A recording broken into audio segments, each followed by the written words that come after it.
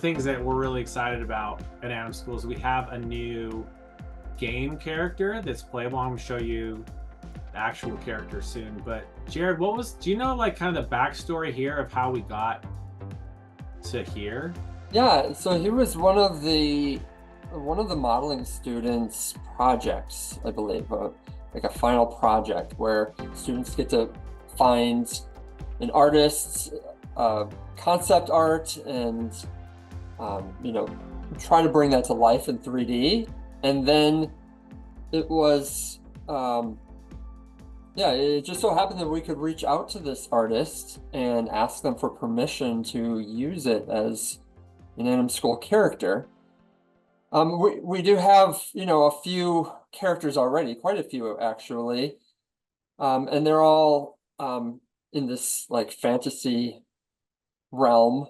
And, I think as we look to the future, I think we're looking to add more sci-fi type characters. And, this he was originally called, Piper, because he's based on a sketch of like this kind of Pied Piper kind of a character, the Piper Boy. But we ended up calling him Blade and giving him katanas that they'll open up. I don't know if they're not updated yet where they break apart. But just to kind of add a little bit more sci-fi elements to our characters. This is one that is now rigged with our current workflow that is like the feature film level quality rigs. Ooh. Like Riker and Zeal. It's a pretty smooth pipeline as far as rigging goes. And then what we'll do is we'll then take that model and we'll put it into Unreal and export it out as what we call a skeletal mesh, which is just the mesh and the bones in an FK hierarchy, and put that into Unreal for our students. So then what they do in their classes, they would just animate these characters like normal and then export out an FBX that would be read inside of our game. Do you know if anyone is actually using Zeal? I guess I could check. Is anyone using that rig this term? That's a good question. I can look in recent gallery real quick. Yeah. I don't necessarily have to put this on our little podcast, but I'm curious. Let's see. I saw a few students post in the game troubleshooting about Blade, so I think they were considering using him. I don't know if. And do you know what class? Changed. It was intro. It was intro to games, I think. I've got a student in JP's class, actually, in the cinematics class, that is using Zeal. If you want to look at the link I sent. Okay, so yeah, here's our Blade character. Looks like somebody's. Oh yeah, that's nice. That's awesome. That's really That's so cool. And what's really cool about that video, if you go back to it, is you see the little capsule that's moving, the little outline character. So that is a representation in Maya of what is actually moving inside of Unreal. That's what we use when we turn that on inside of Unreal to follow along like it is when it's animating. That will take control of your character and move your character. We call that root motion. So that's really exciting to see. So when you hook that up into the game, your character would move forward with the animated keyframes that are in place in Maya. So yeah, I'm really excited to see that. Wow, this is looking pretty cool. And way to go, Alan, already doing a pretty cool little attack sequence. That's awesome. This actually is getting me pretty hyped. I hope we can see the textures on there. But yeah, that is, look at that. Yeah. Dan, could you click on like that assignment to see if they posted gameplay footage of the character doing their thing? Yeah. Go back to Alan's again if you would. Like maybe go to his page. Because I think I see I thought I saw like a section. Scroll down. Like... Yeah, I just wanted to see this really quick. Sorry. Oh, okay. Yeah. I couldn't help it. I couldn't help it. Okay, yeah, here we go. Here we go. Here we go. Make it big. Make it big. All right. This is the moment of truth. Yeah, let's see this guy. Okay. Right on. Yeah, so that's attack 1.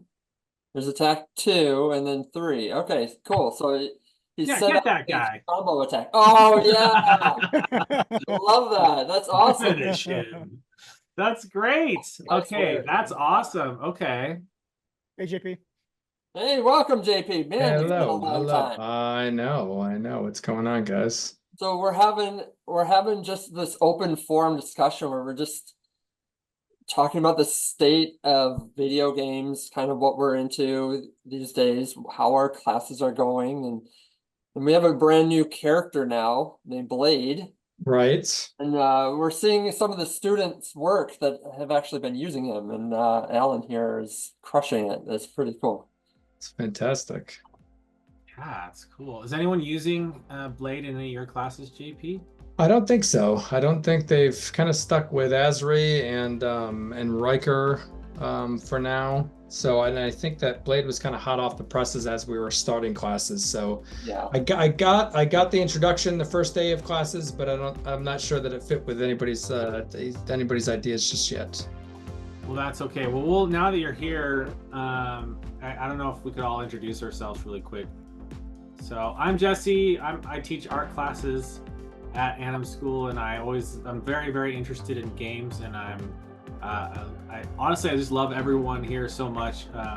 It's funny, like JP, you told me like your favorite game was back a long time ago when we were having a discussion. You told me your game that you were into at the time was Last of Us 2, and like it was one of the best experiences you'd ever had. And I went and played it, and I know there's lots of like different opinions about that game, but man, were you right? That game was incredible. Holy cow. Oh man, I'm glad you had a good experience with it. And it's cool that it's remastered now. So I was Yes. asking the same question again to each of you. And Jared, is there any game you're playing right now that you really like? Oh, I like a lot of indie games, and it's kind of funny because I should pull up my Steam account because sometimes I don't always get the names right. But the one that I just started playing now is actually called Bow Path of the Teal Lotus, and it's a cool like a 2D kind of a game, just in the Japanese folklore mythology. I really like artistic games, and they don't have to be long or super in depth. I play them for their art, and that one's a great one. Hi-Fi Rush was another one that I played that I just absolutely adored. What do you like about Hi-Fi Rush? Because I've heard some pretty cool things about it. It's on a lot of people's like top 10 lists. Well, they just get the personality right. Like they go all in on just like making you believe these characters are really there, and it's just fun. It's like a Saturday morning cartoon you can play, and the animation quality of it is just top notch, and I just love that it kind of came out of nowhere. Like suddenly it was available, and the quality was real great, like I said, but unfortunately the studio ended up shutting down, so they weren't able to continue on with that, and I was so heartbroken over that because man, those guys, they did some real quality work. And then what are your kids playing? So we're talking about that these days. Yeah, so my kids, they're the age now where they are learning how to skateboard. So they pulled out Skate 3 recently. Tony Hawk, yes, and Tony Hawk for sure. Yeah, so they're all into like all the skateboarding games, and they think that they can do them in real life too. But it's really interesting because I am a Zennial or whatever, and when I was in junior high, it was kind of when there was the like skateboard versus rollerblade rivalry, and I chose the lame one. I was a rollerblader. I had like K2 blades, and I was doing and it's really funny. Is that I bet you that was fantastic, right? It was so fun, but I feel Yes. like I picked the wrong one. I definitely picked the lamer one as I grew older. I'm like, yeah, skateboarding was no wonder the skateboard kids thought they were the rollerbladers so lame. But I'm seeing a lot of resurgence in both right now. I feel like skateboard and rollerblading are having such a huge resurgence, and I'm assuming games as well. So that's pretty. I do love that there's like a real world activity that's also fun in video games. I think that's a really unique thing. I don't know if there's too many other parallels. Maybe there is with like racing and stuff, but skateboarding is a huge one. So Yeah, sports maybe would be the other one, right? Sports, yeah. Any sports one. yeah. Yeah, shows what I know. I don't know anything about sports.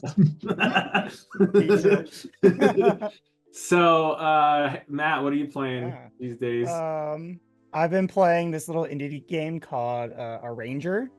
Essentially, it's like a top-down like puzzle game where when you move, you're moving tiles with the world. Jared's Jared is getting excited. I'm ready to get that one. That's on my list too. It's really good. It's really good. A friend of mine recommended it to me, and I've been loving it. It's a really short game. I'm still making my way through it, but I'm loving it. Wait, what's the name of it again? Ranger. All right. With an A. Yeah. Yes. Yes. Yeah, I heard Ranger, and so I click. Yeah, no, a ranger. Like you're arranging like the map. Yeah. That's really cool. It's got a cool mechanic, doesn't it? It's yeah. like, yeah, you're sliding things around. Mm-hmm.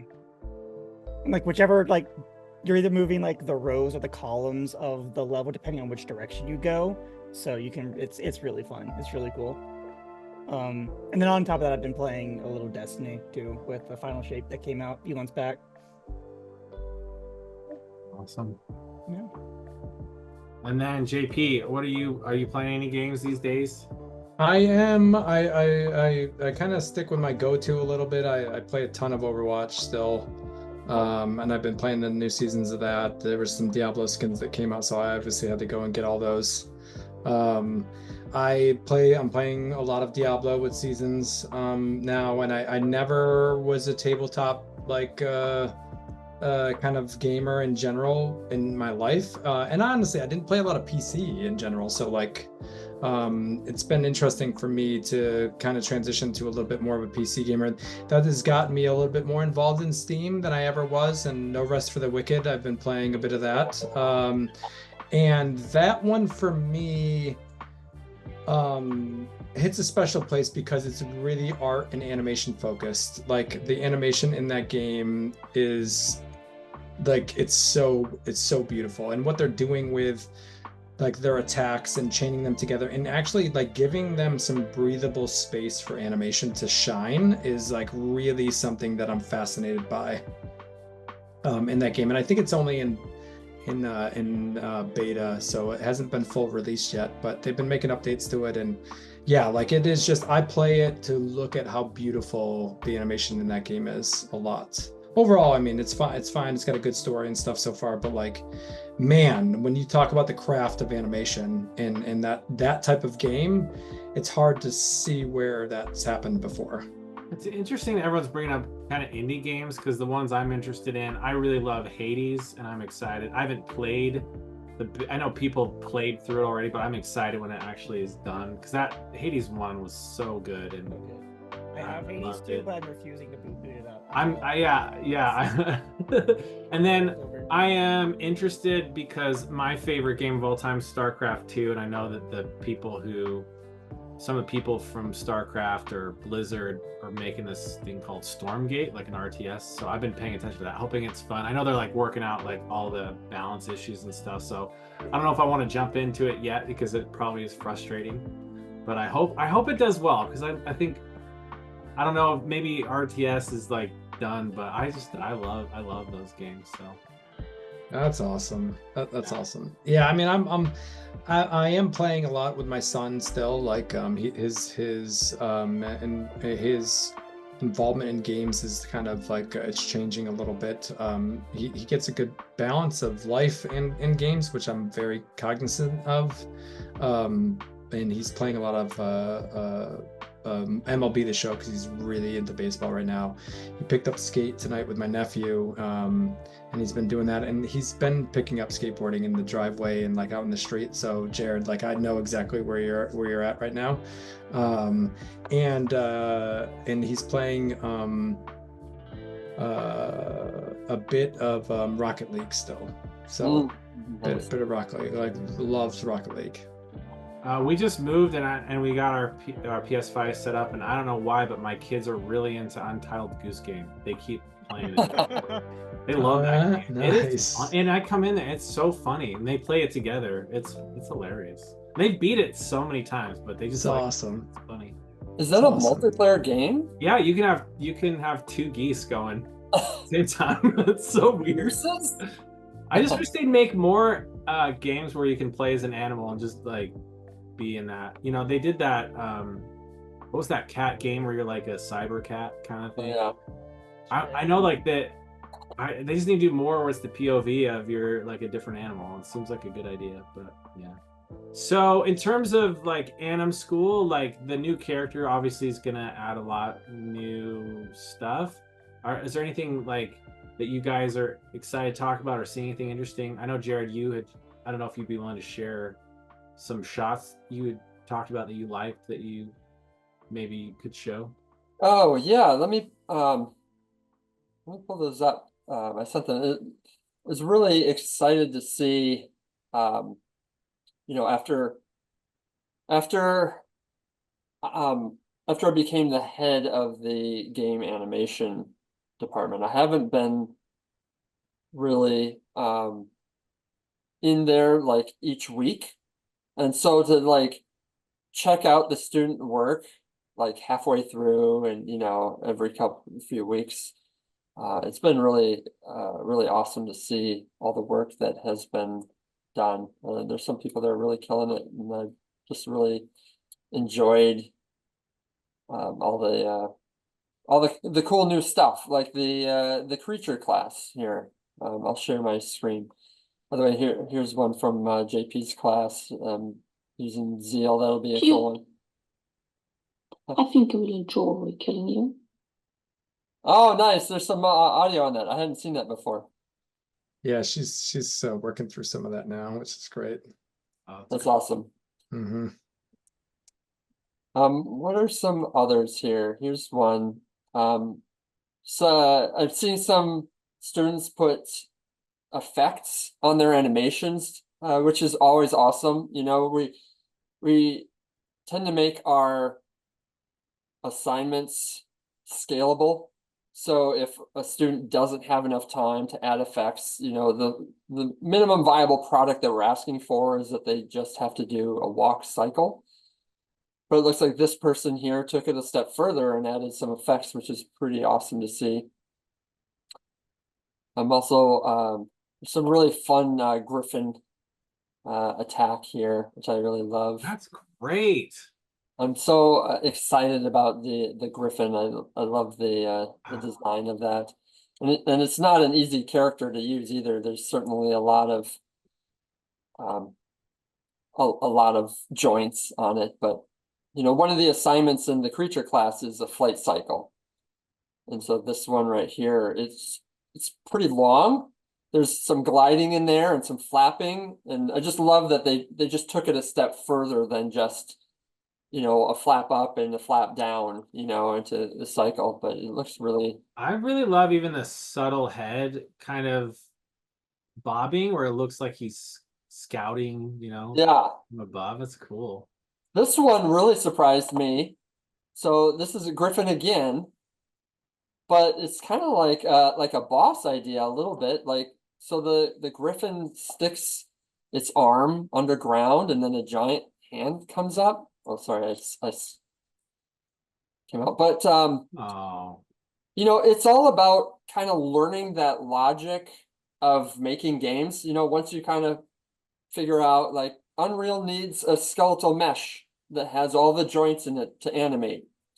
And then the student will export any extra meshes or joints like they did here. And then they have the tools to, make an animation like this, which is, I've never seen anything like that. So I think that's pretty creative. I'm sure that you guys have all seen some other pretty inspiring stuff, when like students will decorate their characters with, an extra helmet or a shield or something. Here's one that I thought was pretty fun with the demon sorceress. It's kind of showing like the weight of the scythe that she has. Lots of life in that one. Yeah, yeah, it was really excited to see some of these.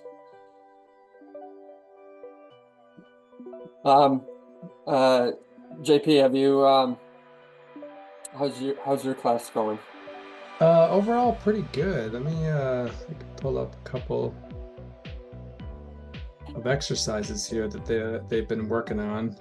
So you've done the planning already, right? We have, yes. We actually did we did the first assignment, the character interaction. And so the students kind of went through and did a bunch of planning for their character interaction first, and spent the first 3 weeks of class, but planning and then getting through to a decent state within what they're doing in their complex body mechanics. So it's two characters kind of some form of interacting with each other, and those turned out pretty good so far. They those will kind of be, most students I think get to a point at those because complex body mechanics are tough, so they get to a point where they spend they have to put those down, not unlike what happens in production, where you have to get to a point where, okay, this is good, I have to move on to something else for now. It doesn't mean that it's over, but I like the fact that we've built in some time at the end for polish for the students. The last couple of weeks, we've built in time into the curriculum to allow them to kind of go back and polish some stuff up. So the goal overall is obviously to try to get the polish in 3 weeks, but if they're kind of on the cusp, rough getting into polish, they know that they have some buffer room towards the end of the term to continue to get back into polish. And they're good lessons because it really then helps them identify how they need to scope their cinematic assignment.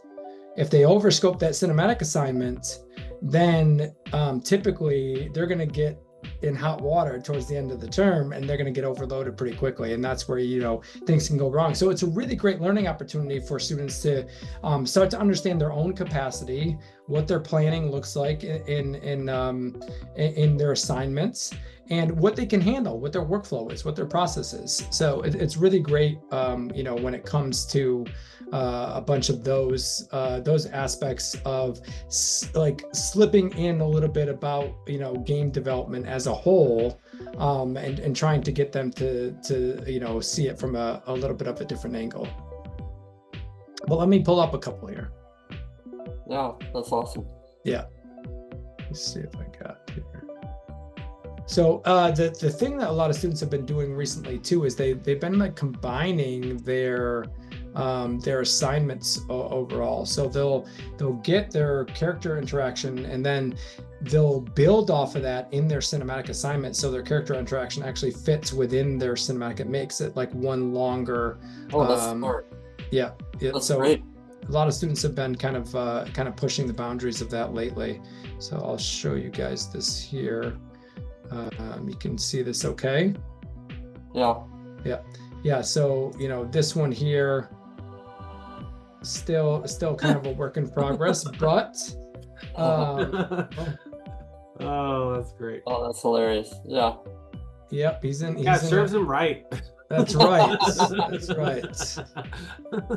And he took this one and kind of and kind of built in like a really good aspect of just taking notes. You can start to see some of the notes from this one, but going in and building out some good reference actually allowed him to really start to get towards the end here, and again add continue to add to this. So over the course of the first couple weeks of planning into the cinematic, still kind of making progress towards you know, the overall assignment here as he's like really getting into planning and full out blocking. You can see the progress here just between the two. It's been great. Yeah. Every time he has that starfish pose when he's bouncing, I'm losing it. Yeah.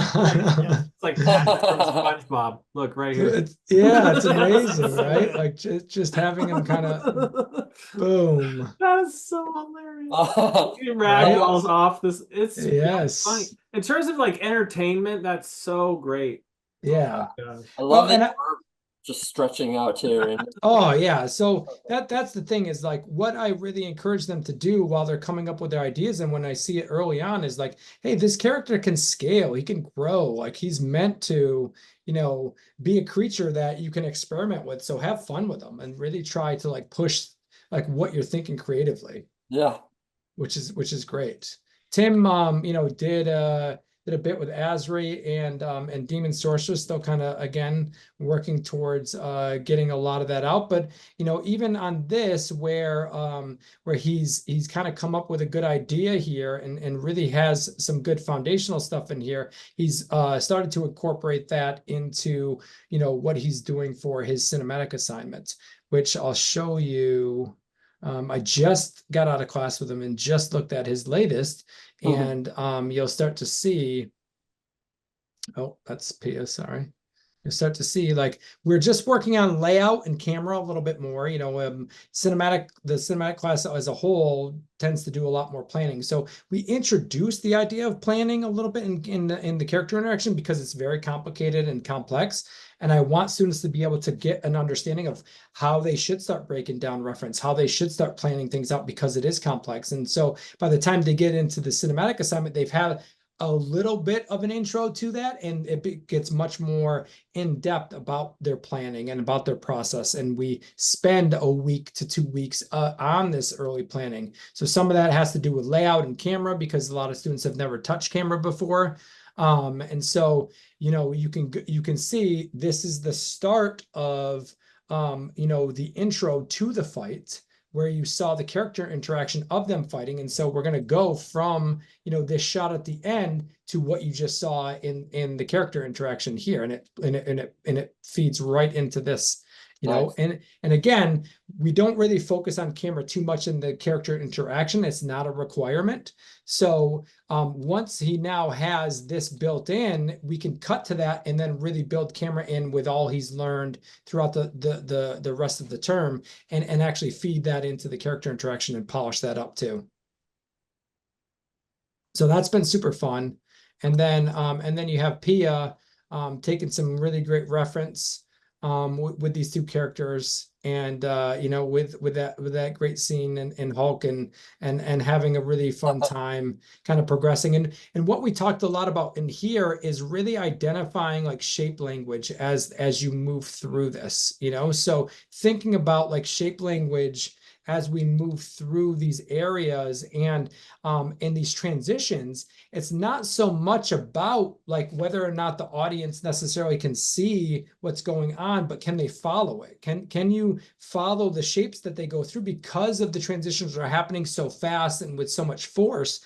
You want to really work on shape language as we go here. So that's like, you know, part of what we really like focus on with these big moves and any of these big character interactions that have these really fun aspects to them. So, you know, doing the other passage, you can see them really starting to come together, especially as she starts to focus on some of that shape language. Yeah, that's beautiful. That's really nice. And you know, while they're in class now and in the cinematics course, and they're in their cinematics assignment, we're starting to talk about and show them, you know, how to get into Sequencer, how to export out of Maya, how to get their characters into Unreal. Then they go to the they go to the help page in Discord, and we got tons of great support there with everybody that's, you know, hanging out there. Jared pops in, Matt's there all the time, so it's, you know, it's a great little opportunity for them to be able to reach out for help and support, because you know what? That's what game development is, you know? And since we do have Matt here, just for those who aren't familiar with the way the Anim School game section or those classes work, Matt, I don't know if you'd be willing to like share a little bit about how the kind of the culture of the games track at Anim School works. And I specifically was kind of curious about the soft skills that students can gain, because it's really important to learn the artistic and technical skills. But I think a lot of times there's these soft skills that are so important that we don't talk about enough. And I think Anim School has a really unique approach to that, especially in the later classes, from what I've heard. Yeah.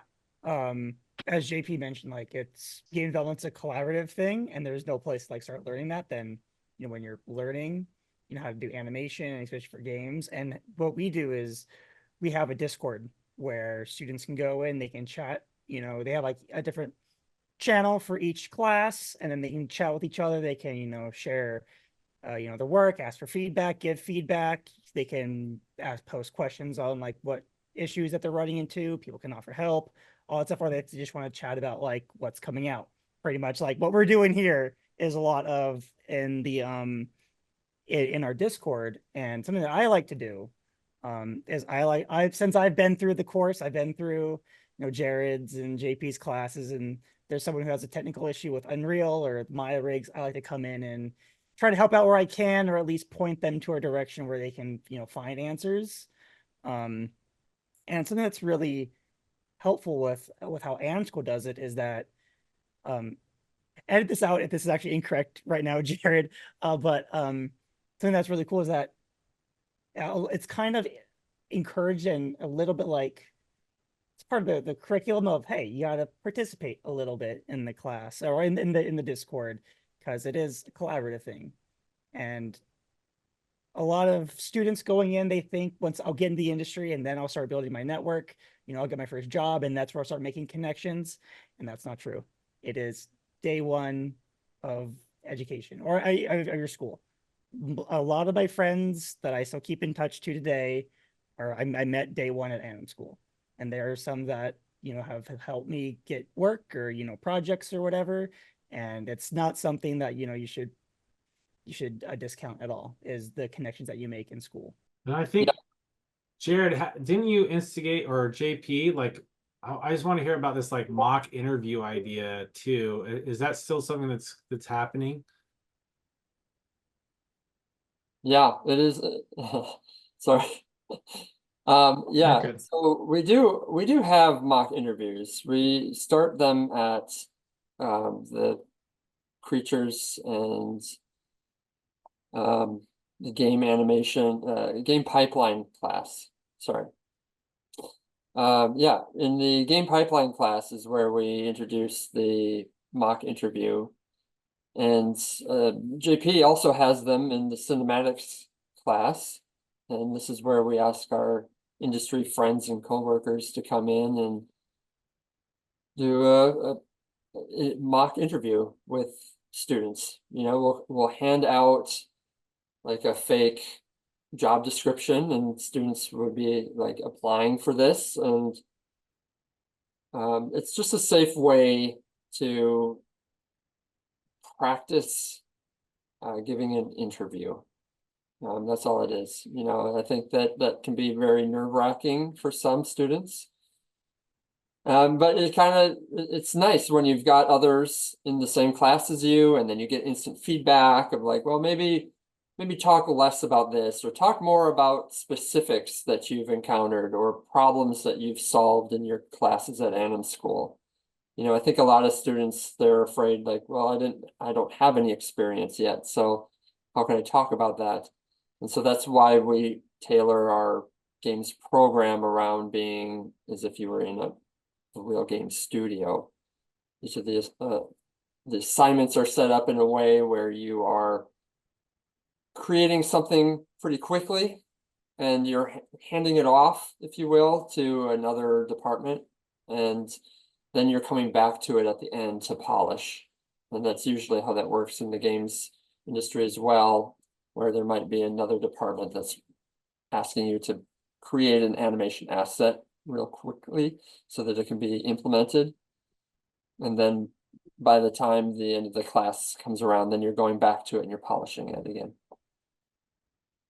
Yeah, and I think important parts of the interview process and the mock interview process is sometimes, it's not just the instructors that are interviewing. We bring in, folks that we know from the industry that we've worked with before to kind of throw them off a little bit, right?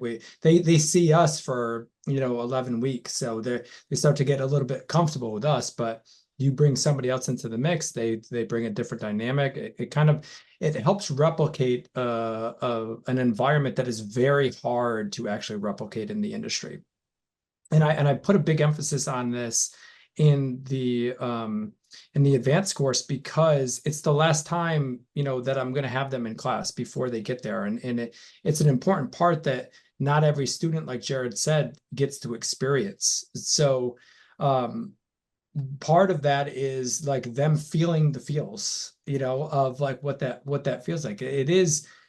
I always talk about your demo reel being a huge part of it, but that is, 70%, 65%. The other 30% is what happens in the interview. By the time you're on the phone, they actually think you're talented enough to work at the studio, right? They think you're there. So you're on the phone, you're ready to go, but are you prepared? So we do a bunch of different things throughout the course to try to help get them prepared for that mock interview. We talk about a lot of different job descriptions. We break them down. We analyze those aspects of what it is to get prepared for an interview. And then we put them there in the hot seat. And the great thing about the end of that is we do a wrap to them on the recording. And typically that is done behind closed doors at a studio with whoever the panels were that interviewed that individual. So I love to give them real-time feedback in the moment that they would never get from the studio per se. They could see that, then they have the opportunity to go back and watch the interview again because it's recorded. And so they have great opportunities to learn from that. And I encourage all the students to go back and watch the interviews because it is such a great opportunity to learn from. And it's a safe environment, like Jared said. Like those environments don't come along all the time where this is an opportunity to, okay, cool, you messed up a little bit, let's talk about it. And let's learn from it. Hey, watch it so that way you can take some notes about that. Because we have you here, John and Paul and Jared, do you guys have any stellar interview tips specifically when it comes to interviewing at game studios? I mean, for me, I think that the thing that I look for is excitement. I think that's the very base level, that when you interview, at least be excited for what you're applying for, know a little bit about the company. And I think the thing that I tend to look for also is specifics, specific details of like, tell me about a specific time where you disagreed with your lead and how did you work that out? I think that I want to get to know what's that what's that way that you can work through issues with somebody else. I would say that some of the things that obviously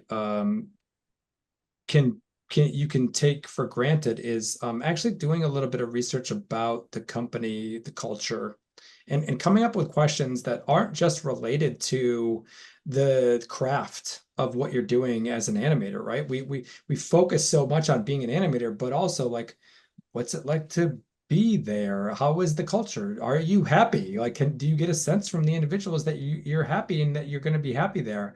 Because you are interviewing them too, right? So as much as you are nervous and you want to land a job, you are also interviewing them too. So trying to make sure that that perspective is not lost in the excitement of getting a job. So questions are an important part to be able to use that, right? And so do your research and do your homework, right?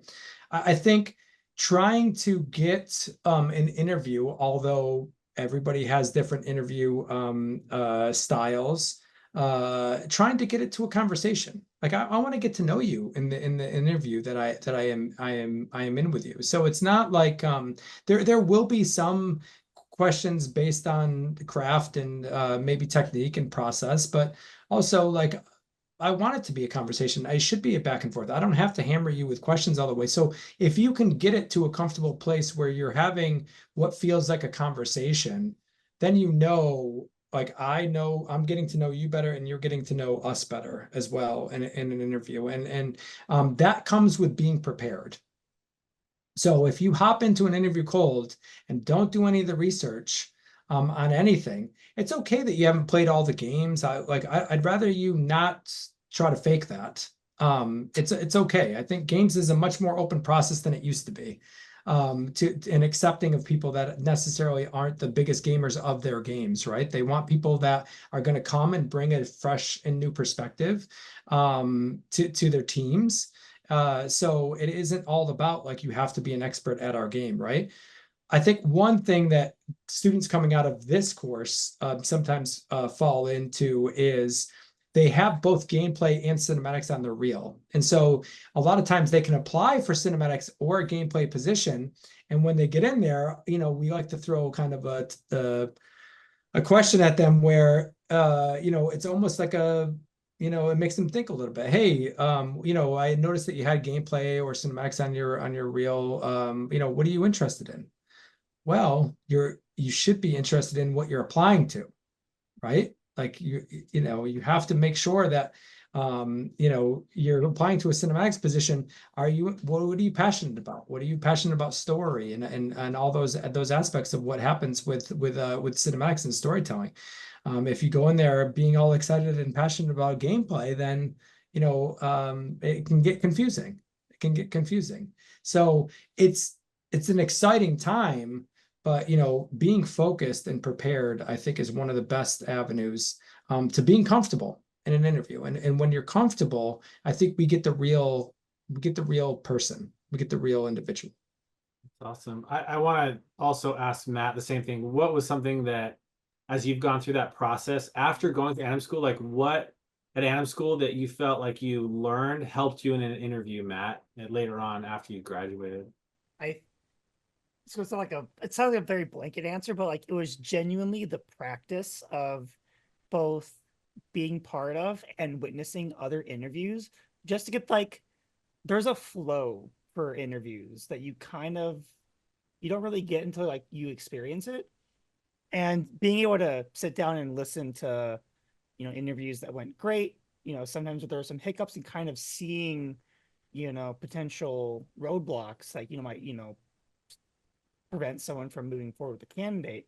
You kind of like start knowing about like what topics you should, press on, because as JP mentioned, you want to ask questions, but maybe sometimes there might be times where you don't want to ask a question because it might not be totally appropriate at the time, or you might not be talking to the person in charge of that department and stuff like that. Where I remember there was to kind of like go off on the quick anecdote, there was we were doing one of the mock interviews, and I think I asked the person like, about payroll.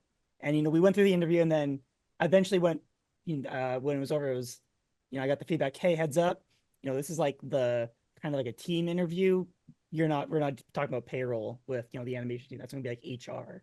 And that I wouldn't have gotten that if I would have done my first interview and completely made a complete jerk of myself because I asked an appropriate questions not at the appropriate time. And I think that's a great point because the other students are there too. They're there to take it all in. So it's a learning environment through and through. And it's also like super appreciative that the students want to go through that too, because it's not easy. It's not easy to be in front of other people while you're doing it and be recorded while you're doing it in class. And so the students that are partaking in it are also like really adding value to the class and to their peers in the class, because it's a really good opportunity for everybody to learn in that environment from each other. Oh, that's excellent. I was just going to say something that I really believe in that you touched on earlier was this Discord group that we set up with AnimSchool, and the idea that at the introduction to the game animation level, we're actually grading students based on their Discord usage. And it's a little hand-holdy, but it's also to help build good habits, because we want our students to be able to give feedback, be able to ask for feedback, and also just to talk about something game related.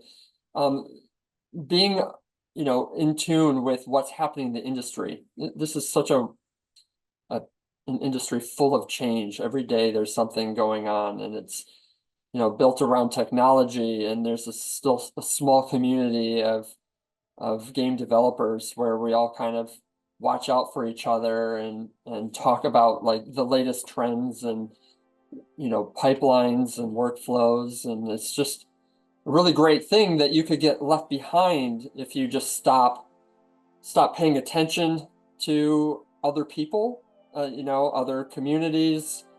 And this is again what Matt was mentioning. The Discord group is really meant to help you build that community. In the games industry, a lot of folks, they get to work from home. There's certainly some that go into the office as well, and verbal communication is also important. But when you're typing, you want to make sure that you come across as somebody that is pleasant but can still give good, concise feedback. And I think that the Discord group helps build that confidence. I'm telling students, like, you deserve to be here. You deserve to give your input, your feedback. I think some students are a little bit shy, well, I'll just let those that are better than me say what they want to say. But really it's about that practice and having that animator eye being developed throughout the class and building that confidence to use it in the Discord. I just want to say, from my point of view, I'm really excited about the game animation track at AnimSchool. It's growing.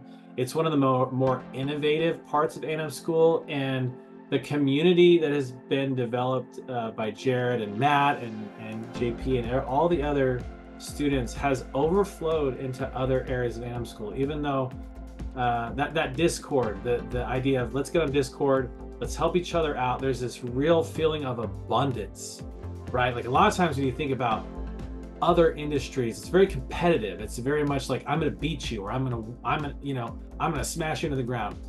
In the Discord, there's so much camaraderie and so much support. I want you to win attitude about other people that just warms my heart and makes me go, like, the industry's tough, but the people in the industry care about each other. It's small and they are looking out for each other. Just like Jared was saying, is we hear about these indie and bigger studios that close, but there's a big community behind the scenes. We're like, oh, it's not like they disappear. There's people out there opening their arms to help those people, and we're looking out for each other. So I just want to say, from my point of view, I'm not in games, just seeing the conversations that are happening. It's a tough industry everywhere, but what a supportive industry. What amazing. I mean, it's very unique.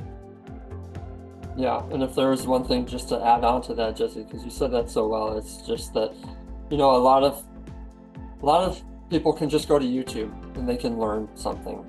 That's always there. But what you miss out on is that community. I think AnimSchool just has this really great way to bring people together and to work collaboratively by helping each other out, giving feedback, and just having that inspiration. Like when you are working with somebody that maybe is better than you, there's nothing like that drive that it builds in you to be like, okay, this is the bar, now I'm going to one up them, but in a nice, friendly way. I think that is, it's so great. And then you get the assignments so that you have deadlines to work on, somebody to keep you accountable. I think these are all really great reasons to go to AnimSchool. I think for anyone can go to AnimSchool if they have any interest in, animation, modeling, game design. But if you want to really if you really want to go into game animation, how we've incorporated Unreal into our pipeline and how much it's such a heavy part of our curriculum, you're getting like studio experience pretty much, where you're learning how to animate something to work in engine. If you're like a gameplay, you're animating something that can also, you know, be used in pre-rendered or real-time cinematic. You are learning those skills that just give you an extra leg up on, you know, other people who might not have that experience. And not only that, you're being taught by some of the best in, you know, the industry, and like everyone's super friendly. Notes are awesome and incredible. And another thing that we haven't really touched here in this talk is how AnimSchool does reviews, where all the students, whether it be, you know, gamers, film, have access to the general reviews, which I think they're held every day, and students can show up, you know, bring their work and get critiques by another professional that isn't their teacher. It's an extra set of eyes that's incredible. And I think it really helped me out when I was going through the courses. And yeah, that's something that I would never take for granted. And I think just to follow up on that, like, it is what everybody's been saying, a community. It's a community effort, right? Like, you come into the first class and maybe you're new to video game development, and you love the craft of animation, but you don't understand how that plays a role in game development. And I think what we're trying to do is not only shepherd you know, potential animators through that process, but get them to understand how animation fits into game development as a whole.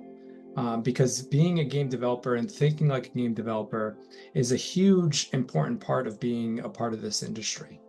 And so, you know, transitioning from class 1 to class 2 to class 3, you get all different aspects of the process and the pipeline in game development through all 3 of those classes. Not only is that you have the support of the Discord, you have you know, other industry professionals in the game development field that are there to support with general reviews. So it is a great time to come into a school that really shows that, you know, we're here, we're in it with them. We're there to actually help lift up as much as we possibly can along that journey. We're happy to be a part of that journey. And so I think coming to Anim School, being a part of that journey, is also being a part of the community that you know, Anim School is building here.